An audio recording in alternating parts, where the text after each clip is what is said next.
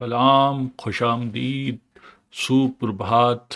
और आज के न्यूज़ सेशन में भोपाल और हिंदुस्तान में कायम वक्फ बोर्ड की बात करेंगे, जिस पे हाल ही में एक मूवी आखिर पलायन कब तक का टीज़र आया है।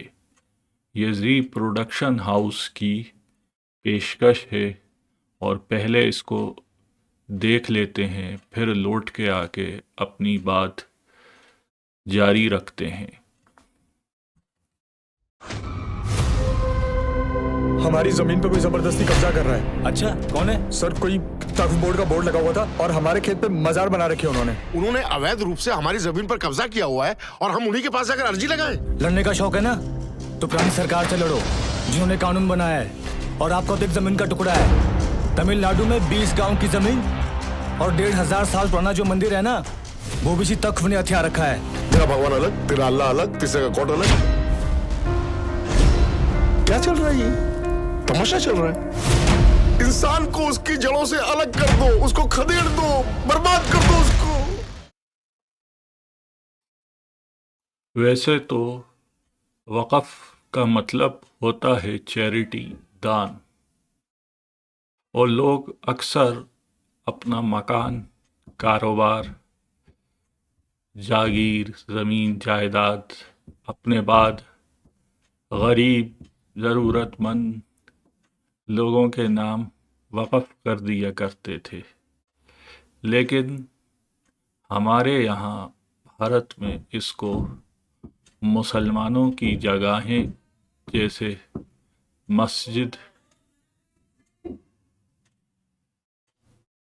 खानकाह, दरगाह, मज़ार, मदरसा, अंजुमन, कब्रस्तान, सराय, अस्पताल वगैरह का निज़ाम देखने वाले इदारे के नाम से जाना जाता है। ये बात और है कि ज़्यादातर मुसलमान ममालिक में ऐसा कोई इदारा भी मौजूद नहीं है। इसकी शुरुआत होती है सन 1947 में, जब बंटवारा हुआ था। तो हिंदुस्तान से पाकिस्तान जाने वाले मियाँ मुसलमानों की ज़मीनें जो पीछे छूट गई थी हिंदुस्तान में, उनको एक बोर्ड बना के, जिसका नाम वक्फ बोर्ड था, उसकी मिल्कियत में डाल दिया गया। जबकि हिंदुओं की कुछ प्रॉपर्टियाँ तो एक्सचेंज मैकेनिज़्म में डाली गईं, लेकिन कुछ ऐसी भी प्रॉपर्टियां रहीं जिनका कोई बोर्ड नहीं बना, और वहाँ के आम शहरियों के कब्ज़े में आ गई, जिस पर उन हिंदुओं को कोई भी मुआवजा नहीं मिला। इसी का हवाला देकर जी प्रोडक्शन हाउस की बनाई गई ये फिल्म अब तक पलायन आखिर कब तक में इसको ठीक बताने की कोशिश की जा रही है कि वक्फ की जो ज़मीनें हैं उनको छीन लिया जाए वक्फ बोर्ड से। लेकिन ये लॉजिक, रीजनिंग बिल्कुल ही अपसर्ड और बेहुदा किस्म की है, क्योंकि फिर उस हिसाब से तो पाकिस्तान में ईसाई और हिंदुओं पे जो जुल्म तशद्दुद होता है, उसका हवाला लेके कल यहाँ पे भी मुसलमानों पे किए जाने वाले जुल्म तशद्दुद को सही बता दिया जाएगा।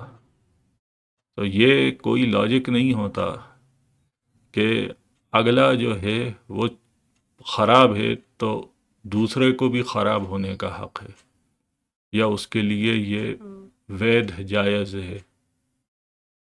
क्योंकि जो सही बात है वो किसी के सही या गलत होने पे निर्भर یا مبنی نہیں ہوتی، بلکہ وہ اپنے آپ میں صحیح ہوتی ہے فیکٹس کے اوپر۔ تو جب یہ ہوا تھا، جیسے ہم بات کر رہے تھے، مسلمانوں کی زمینیں جو ہیں یہ وقف میں جوڑ دی گئی تھیں، تو 1994 میں جواہر لال نہرو کی سرکار نے وقف ایکٹ، جو سینٹرلائزیشن کرتا تھا وقف بورڈز کا، اس کو جو ہے وہ پاس کیا ہاؤس میں۔ اس ایکٹ کے تحت گورنمنٹ نے سینٹرل وقف کونسل 1964 میں قائم کیا۔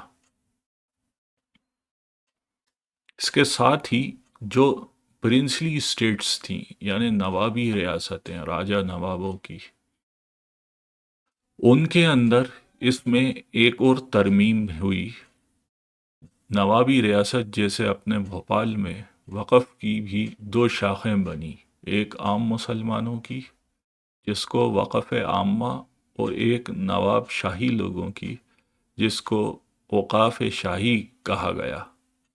یہ اوقاف شاہی کا جو نمائندگی ہے یہ آج بھی جو آخری نواب تھے ان کی اولادوں میں سے کوئی شخص کرتا ہے، اور ان کو جو ہے الگ کچھ فیسلٹیز اور کچھ اسپیشل پریویلیجز ملے ہوئے ہیں جو عام وقف سے الگ ہٹ کے ہیں۔ یہ بھوپال کی بات ہو گئی۔ پھر تھوڑا سا وقف کے ادیش، اس کے مقصد پہ بات کر لیتے۔ جو مین پرپس تھا وقف کا ہندوستان میں، وہ یہ تھا کہ مسلمان قوم کی جو ان کے مفاد ہیں، ان کے جو انٹرسٹ ہیں، ان کو سرو کرنا۔ لیکن جب وقف بورڈ جو ہے وہ بنا، اور اس سے لے کے اب تک، باوجود اس کے کہ یہ تیسری سب سے بڑی جو ہے تنظیم ہے جس کے پاس زمین ہے اس ملک میں، ریلوے اور کچھ اداروں کے بعد، اس کے باوجود بھی ہندوستان کے مسلمان جو ہیں وہ پچھڑے ہوئے، غریب، اور ان کی سوشل اکنامیکل کنڈیشن جو ہے وہ دلت اور انیہ جنجاتیوں سے بھی بدتر ہے۔ اور یہ جب ہے تب وقف کے جو مالکان ہیں وہ ہندوستان کے سب سے بڑے زمینداروں میں آتے ہیں۔ زمینداروں سے مطلب جن کے پاس زمین کا سرمایہ ہے، ریئل اسٹیٹ کا ایسٹ ہے۔ یہ اس کے بعد ہے صورتحال۔ تو ایسا کیا ہوا ہے؟ اس کی وجہ ہے شروع سے لے کے آخر تک کہ وقف بورڈ جو ہے، اس کو اگر کرپشن بورڈ کہا جائے تو یہ غلط نہیں ہوگا، کیونکہ جب سے یہ بنا ہے یہ کرپشن کا بہت بڑا ایک ذریعہ ہے۔ پراپرٹییں جو ہیں وقف کے اندر، بڑے بڑے سرمایہ کار، پولیٹیکل پارٹی اور مافیا جیسے لوگ اپنا اثر استعمال کر کے ہڑپتے رہے ہیں، اور اس میں وقف کے ادھیکاریوں کی ساٹھ گاٹھ بھی نہ صرف بولنے میں رہی ہے بلکہ ستیاپت رہی ہے۔ اس پہ کئی ایف آئی آر اور پولیس کی کمپلینٹیں ہیں، کئی عدالت میں اس میں آج بھی معاملات چل رہے ہیں۔ جو آپ اپنے سامنے ایک اخبار کی کٹنگ دیکھ رہے ہیں، اس جیسی اور بھی کئی آپ کو کٹنگیں اور حوالے مل جائیں گے۔ ایسا ہی ایک کیس ایس پی ششیکانت شکلا نے اپنی کمنٹ میں لاج کیا، جہاں سابقہ چیئرمین غفران اعظم، جو کہ کانگریس کی بھی پارٹی کے تھے، سی ای او داؤد احمد خان اور ادر آفیشلز کے خلاف جو ہے وقف بورڈ 2012 میں ایف آئی آر لانچ کی گئی۔ ان کے اوپر ایلیگیشن جو تھے وہ شروعاتی دور میں صحیح پائے گئے۔ ہندوستان ٹائمز کو دی گئی ایک انٹرویو میں ایس پی شکلا نے یہ بات بتائی کہ وقف بورڈ کے یہ ادھیکاری دھارا 420، 120 بی और 13(1)(d) और 13(2) IPC के तहत बुक किए गए। इसके अलावा गुफरान आज़म दाऊद अहमद ख़ान, ज़फ़र अली ख़ान मुतवल्ली of Islamia school Kurwai, Moin Khan son in law of Zafar और अन्य मेंबर वक्फ बोर्ड के भी इस FIR में नामजद हुए। तो आप इससे एक पैटर्न देख सकते हैं कि किस कदर का नेपोटिज्म है कि FIR में भी ससुर और दामाद दोनों मौजूद हैं। और ये एक जगह की कहानी नहीं है, ये सब जगह की तकरीबन थोड़ी ज़्यादा थोड़ी कम यही कहानी है। ये एक चोरों का गहवारा बन गया है, जहाँ पर एक भोपाल के पीर साहब जो कि काफ़ी इज़्ज़तदार माने जाते हैं, दुनिया से रुखसत हो चुके हैं, वो इसकी बेपनाह की संपत्ति समेटे हुए हैं साहिब हैसियत होने के बाद।